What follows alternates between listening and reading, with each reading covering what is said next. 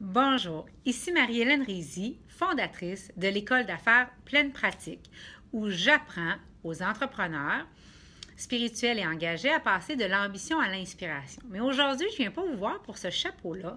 Je viens vous voir parce que je suis une maman entrepreneur qui fait l'école à la maison à son fils de 7 ans et mon mari est entrepreneur. Nous avons 3 chats, 2 lapins et je veux vous partager au fil de ces vidéos-là parce que mon premier vidéo qui s'appelle « Pourquoi j'ai décidé de faire l'école à la maison » a connu tant de succès que je veux continuer dans cet appel-là que j'ai eu à vous offrir mon regard sur l'école à la maison, mes meilleures pratiques et toujours sous l'angle également de ce que nous dit la spiritualité dans ce sens-là. Et je n'ai pas dit la religion, j'ai dit les textes de sagesse en spiritualité. Donc, même si je suis très proche de Dieu et que je parle de Dieu, mais quand je parle de Dieu, je parle toujours de Dieu tel qu'il prend forme en vous. Parce que Dieu cherche une relation particulière avec chacun de vous et pas, c'est pas ma forme de Dieu pour vous. Alors, aujourd'hui, je veux qu'on aille un pas de plus. Je veux que vous parliez de homeschooling versus unschooling. Parce que pour se faire une tête, pour savoir si on veut faire l'école à la maison, on veut commencer à se renseigner, puis se faire des cases sur qui est quoi, puis vers quoi on veut aller. Ça, c'est la vidéo d'aujourd'hui. Dans mon prochain vidéo, je vais vous expliquer comment dépasser la peur que vous avez de faire l'école à la maison en vous entourant et comment monter le plan de scolarisation. Maintenant, alors, le homeschooling, qu'est-ce qu'on veut dire avec ça? On veut dire le homeschooling, c'est l'école à la maison. L'instruction à domicile, l'enseignement à domicile, bref, c'est cette philosophie-là de donner à l'enfant un curriculum, un enseignement similaire à ce qu'il trouverait à l'école, mais là, on peut l'enrichir, on peut le faire au propre rythme de l'enfant, il y a plein d'avantages. Dans un cadre où il est bien, il est chez lui, bon, etc. Et vous pouvez développer une relation extraordinaire et l'approfondir avec lui à tous les jours. Donc ça, c'est un des aspects. Et il y a aussi le unschooling. Le unschooling est né, si je ne m'abuse, dans les années 70 et c'est la philosophie des apprentissages informels. L'idée, les unschoolers, souvent incognito des commissions scolaires, alors que pour l'école à la maison, c'est déclaré à la commission scolaire. Alors, souvent, les unschoolers, ils sont dans cette philosophie-là de laisser l'enfant se développer par lui-même et dans cette confiance-là que l'enfant va s'auto-diriger. Alors, c'est des apprentissages auto-dirigés. Donc, l'enfant a le goût de faire des mathématiques une journée, c'est ça qu'il fait, ou il veut faire de la recherche sur Internet sur un sujet qu'il aime, c'est ça qu'il fait, etc. OK? Donc, alors, et moi, je pense, si vous voulez, puis là, aujourd'hui, je vais positionner mon opinion. Le but, c'est pas, vous allez sentir, peut-être que vous allez entendre du jugement, c'est pas mon intention et ça se peut que ça soit dit maladroitement. Mais je dis toujours que j'ai pas de jugement, mais j'ai beaucoup d'opinions, puis c'est ce que je veux vous partager aujourd'hui. Alors, moi, j'ai choisi le homeschooling, qui est l'école à la maison. Puis pourquoi j'ai choisi ça? Il y a différentes choses qui ont influencé mon besoin. Premièrement, je suis quelqu'un de structuré. J'ai besoin d'une structure, ça me rassure. Et comme entrepreneur, et ce qui nous a amené à être millionnaire aujourd'hui, puis quand je le dis pas par arrogance, je vous le dis pour vous partager un chemin. Si on n'avait pas eu de discipline, si on n'avait pas développé la persévérance, la tolérance, la détermination, d'être parfois dans des situations qu'on n'aime pas et de faire avec puis de passer au travers, la résilience, on ne serait pas aujourd'hui où on serait. Donc, j'aime que mon enfant ait un certain cadre et un curriculum qui l'apprend. Alors ça, pour moi, c'est important. Au niveau de la loi également, vous devez savoir que si votre enfant est déjà inscrit dans une commission scolaire, vous ne pouvez pas l'amener à être incognito. Donc, alors, moi, il était déjà en 2e année. J'ai dit à la commission scolaire, puis ça va être l'objet du prochain vidéo, mais je l'ai retiré. Et je dois, par la loi, on a le droit d'enseigner à la maison, mais on doit, par la loi, le critère, et donner un enseignement similaire comparable à ce qu'il recevrait à l'école. Donc, ça, c'est pour mon choix. Puis si vous me demandez pourquoi je peux aller vers le unschooling, écoutez, premièrement, du côté spirituel, je pense souvent au prophète Khalil Gibran, je ne sais pas si vous connaissez, qui dit « Vos enfants ne sont pas vos enfants ». Vous irez lire ce texte-là, il est extraordinaire. Et ça dit que c'est les enfants de l'univers. Et on est comme des archers qui doivent donner aux flèches une direction et que l'univers aime que l'archer soit stable.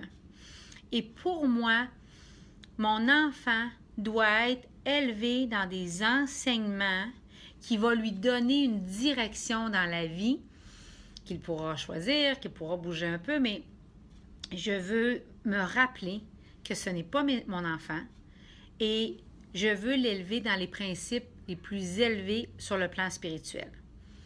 Donc, le respect, la coopération, la patience, la non-violence, l'ouverture. Bon. Et si je suis en train de dire à mon enfant, fais ce que tu veux, comme tu veux, ça va être très difficile pour lui de mettre ces qualités-là à l'exercice. Ça, c'est le côté spirituel, OK? Premièrement. Deuxièmement, moi, j'ai vu, parce que je fais partie de différents groupes d'écoles à la maison, j'ai vu des échanges sur le unschooling. Et ce que j'ai vu, moi, me fait tourner le sang. Et j'explique. Puis là, je ne mets pas tout le monde dans le même baril, je vous le dis tout de suite, je ne veux pas généraliser. Je suis certaine qu'il y a des gens qui unschool, qui sont incognito, puis qui font un travail extraordinaire, OK? Dans le sens qu'ils font voyager leurs enfants, il y a vraiment une période où ils ouvrent à plein de choses, ils les laissent libres de s'écouter. Je suis certaine qu'il y a un bien là-dedans, mais je pense que le unschooling est une réponse à l'autre extrême d'un système qui a été trop encadrant. Et là, à un moment donné, on va peut-être voir ce qu'on appelle dans le Tao la voie du milieu. Mais pour le moment, c'est correct. Tu sais, on se cherche, puis on va à l'autre extrême. Ça, c'est premièrement. Deuxièmement, pour revenir au groupe, moi, je vois dans des groupes des échanges du genre, puis ça s'est passé là, il y a un mois de ça, quelqu'un qui dit ben là, mon enfant a toujours été incognito, n'a jamais été à l'école, mais là, je suis forcée de remettre l'enfant dans l'école. Mon enfant ne veut pas y aller, mais moi, j'ai décidé que ma vie change, puis l'enfant doit y retourner. Le parent est anxieux, décide de cramer de la matière pour mettre l'enfant au niveau pour qu'il puisse rentrer à l'école avec pas trop de retard. Pas qu'il ne pourrait pas être admis à l'école, mais que l'enfant n'arrache pas trop en rentrant à l'école puis soit pas comme une hurluberlu. Et là, il crame le truc. Et là, le parent de dire, ben j'aurais besoin d'informations sur ce qu'il devrait être en train d'apprendre à cet âge-là. Et d'autres parents de répondre, de dire, ah ben moi, ça m'est arrivé. Puis écoute, pendant l'année que l'enfant a réintégré l'école, tous les soirs, tous les week-ends, on a appris sans arrêt toute la première année pour l'habituer à des examens, puis l'habituer à apprendre la matière, puis je répétais constamment « t'es capable », puis à la fin de l'année, l'enfant s'est adapté. On inspire. J'ai pas de jugement par rapport à ça. Mais j'ai un problème avec ça. Moi, personnellement. Puis dans cette vidéo-ci, je propose, mais vous disposez. Il n'y aura jamais personne de mieux placé que vous pour sentir ce qui est là. Mais moi, à mes yeux, moi, j'ai un problème avec ça. Parce que l'enfant est en train de payer, non seulement par le retour forcé dans l'institution, mais par la complaisance des dernières années à faire n'importe quoi. Donc, pour moi, ce n'était pas possible, cette approche-là. Alors, puis encore une fois, je répète, je ne veux pas généraliser, puis il y a de toutes les couleurs là-dedans, mais je voulais vous en parler. Fait que la vidéo est un petit peu plus longue, mais je trouve ça important. Enfin, je voudrais ajouter que pour le côté énergétique de la chose, le côté éthique de la chose, le côté réflexion, quand les gens sont incognito d'une commission scolaire, moi, je trouve, puis encore une fois, c'est une opinion, puis vous pouvez me partager les vôtres si c'est fait avec respect sous ma vidéo, ça va me faire plaisir de vous lire. Mais moi, mon opinion là-dedans, puis je me sens appelée, vraiment appelée par vous le partager. Puis je fais la vidéo pendant que mon fils est en cours de musique, vous entendez de l'autre côté avec son professeur. Et donc, moi, quand les gens sont incognito, le problème que j'ai avec ça, c'est que vous laissez tomber vos collègues parce que vous n'êtes pas en train de faire bouger l'industrie.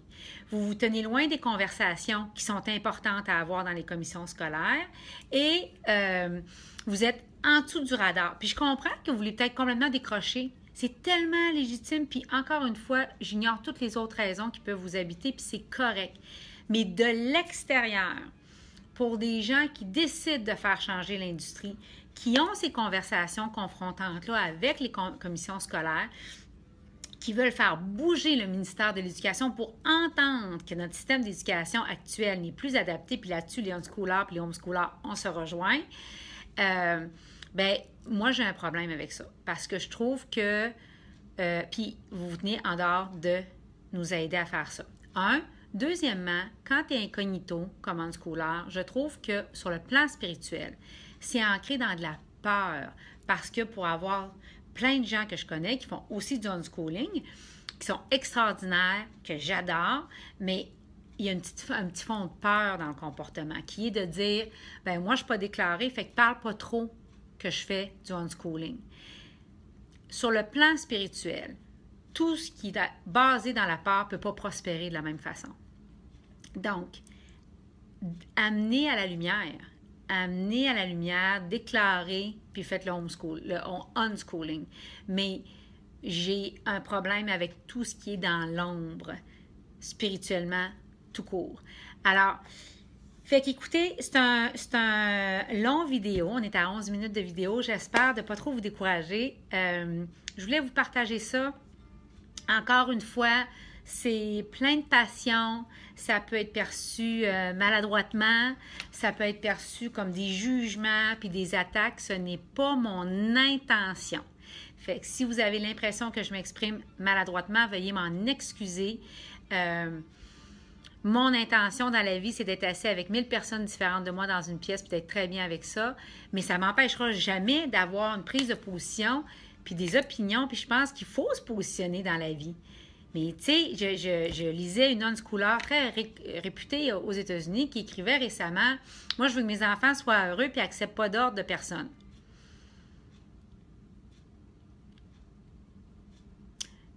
Paradoxalement, je veux dire, c'est ça. Tu sais, pas accepter d'ordre de personne, je veux dire, en tout cas, je voudrais savoir comment travailler en équipe avec quelqu'un, là. Puis là, on peut jouer sur les termes, oui, mais un ordre, tu peux donner un conseil. Puis, écoutez, à la fin de la journée, là, si tu travailles moindrement en équipe avec les gens, à un moment, il y a quelqu'un qui te dit, regarde, tu peux-tu faire ça? Fait que c'est ça. Alors voilà, je voulais vous partager mon point de vue, vous dire que c'est ce que j'expérimente. Puis moi, il n'y a rien qui goûte aussi bon avec mon fils que quand il est devant un problème de mathématiques, qu'il trouve difficile, on bûche dessus, puis de voir dans ses yeux, yes, maman, je l'ai compris, cette notion-là. Il y a quelque chose de magique dans le fait de voir quelqu'un dépasser ses limites et de les retester à chaque jour, puis qu'ils deviennent, pour moi, le plus grand signe de l'intelligence, c'est l'adaptation puis la capacité de s'adapter. Et quand je lui soumets des choses à chaque jour basées sur un curriculum, dans le respect de ses besoins, dans le respect de son rythme, écoutez, il y a une belle vie, on est souvent à l'extérieur, on joue dehors, il reçoit des amis, il se couche plus tard, il commence plus tard, et bon. Puis des fois, on ne fait pas une journée à l'école, mais d'avoir un curriculum, puis de le voir devenir de plus en plus élastique et souple à composer avec les aléas de ce qui lui est présenté à chaque jour, ça, pour moi, c'est une très haute forme d'intelligence. Alors voilà ma journée, mon commentaire d'aujourd'hui. Je m'excuse, j'espère que j'ai été claire. Je vous retrouve pour la prochaine vidéo. Je vous embrasse très fort et au plaisir d'échanger ensemble. Bye!